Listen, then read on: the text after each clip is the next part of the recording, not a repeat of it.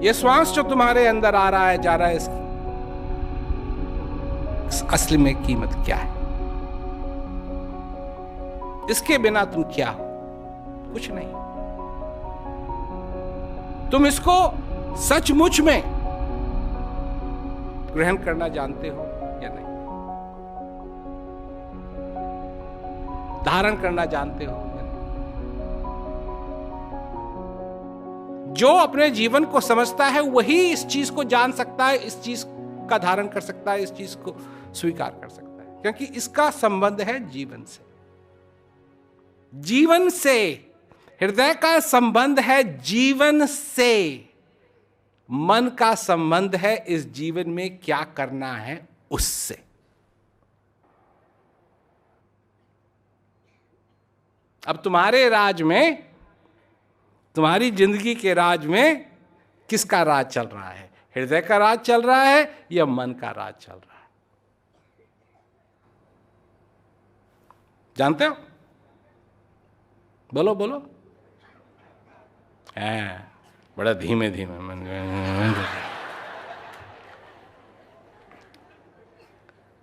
मेरा दूसरा सवाल, बिना तुम्हारी सहमति के क्या मन तुम्हारे राज में राज कर सकता है या नहीं? तो फिर मन को कौन परमिशन दे रहा है? तुम दे रहे।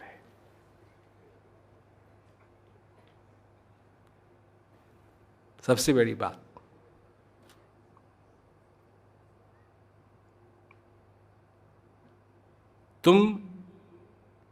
तुमने जब से अपना राज्य मन को सौंप दिया है,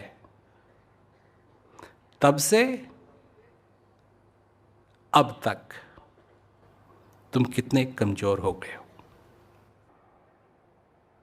क्या तुम अपना राज वापस ले सकते हो या नहीं? नहीं, मैंने ये नहीं कहा कि लेना चाहते हो। अगर मैं कहता कि तुम अपना राज वापस लेना चाहते हो तो बात अलग है, उसके लिए तो हाँ कहना चाहिए, अच्छी बात है। चाहते हो कि नहीं? ले सकते हो या नहीं? या कमजोर हो गए? मन वहां बैठा बैठा लॉलीपॉप नहीं चूस रहा है, वो अपना राज फैला रहा है, फैला रहा है, फैला रहा है, फैला रहा है, फैला रहा है, फैला रहा है, फैला रहा है, फैला रहा है, फैला रहा है, फैला रहा है। जब से तुमने उसको राजपाट सौंपा है, तब से उसकी सेना बहुत बड़ी हो गई है,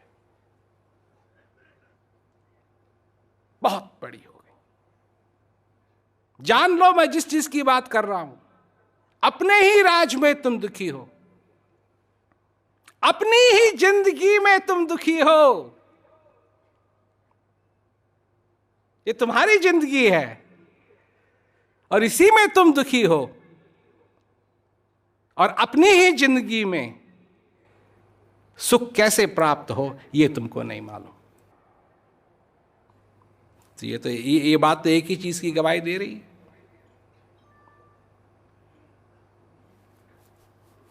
जब से तुमने राजपाट छोड़ा है, मन का राज बहुत बढ़ गया है, वो बहुत बली हो गया है। तुम उतने जितने थे उतने नहीं रहे। क्या कहा है संत महात्मा की? बालक का हृदय लेकर के आना चाहिए। जब तुम वो बालक थे तब तुम्हारा जो राज था वो अलग राज था, तब तुम बलवान थे। जिसका बालक का हृदय होता है वो बलवान होता है। बालक ही एक ऐसा है जो किसी भी व्यक्ति के गलती को माफ कर देगा। आज का दिन जो कुछ हुआ, कल कुछ नहीं। आज तुम कर सकते हो। मेरा यही कहना है लोगों से, अगर तुम आज को समझना चाहते हो तो इसमें से, आज में से बीता वाला कल और आने वाले कल को निकाल दो। आज क्या है तुमको समझ आने लगेगा।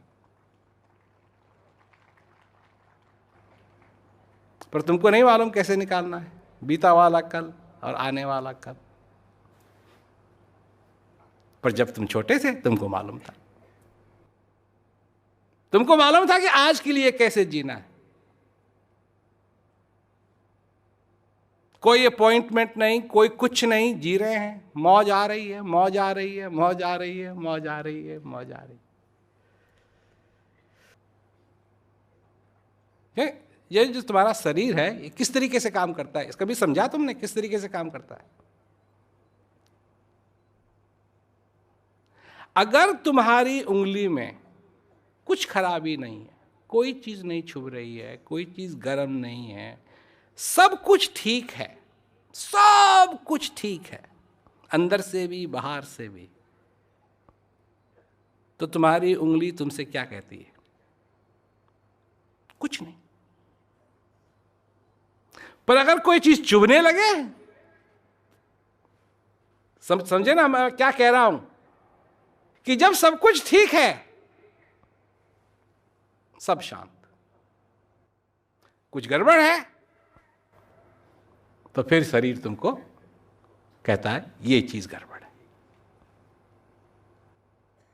उसी चीज की चर्चा हो रही है कि उस गति में पहुंचना, जैसे मनुष्य सोया है पर वो नींद में नहीं है।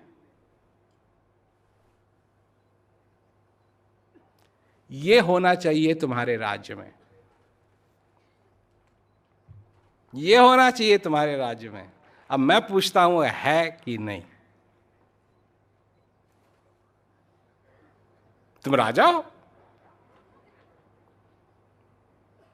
इस जिंदगी का राजा कौन है?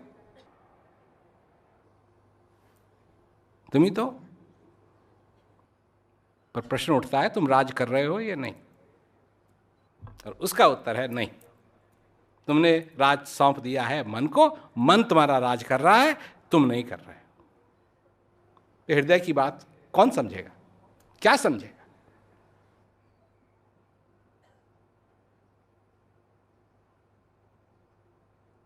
इसका उपाय,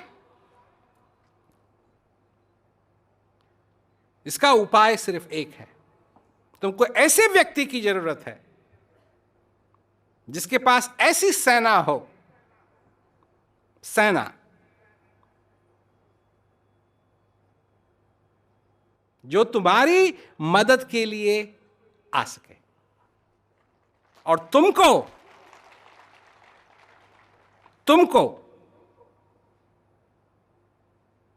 उस मन के राज से मुक्त करके तुमको फिर राजा बनाए, जिसमें तुम अपना इतनी जिंदगी का संतुलन पा सको।